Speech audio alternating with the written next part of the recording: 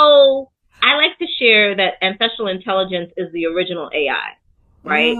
It's Mm. water, it's nature, it is plant, it's metal, it's fire, it is the collective consciousness that exists on the earth that our Mm. ancestors abided by in the way in which they lived every life, right? That in indigenous communities, I shared this before, like in indigenous communities, our understanding of where we fit in the ecosystem was about us fitting into a circle, right? It Mm. was that we weren't the only ones here. We weren't the ones that had power over everything, but that everything had power.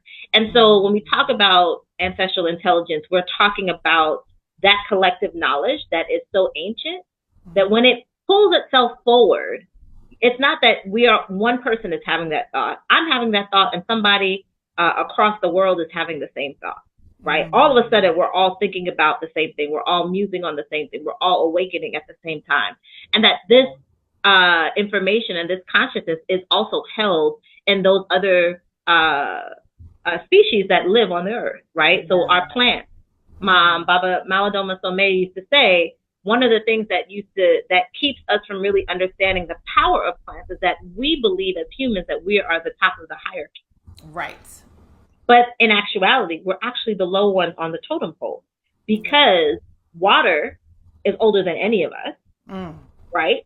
As an ancient understanding, as an ancient being, but then you also have plants.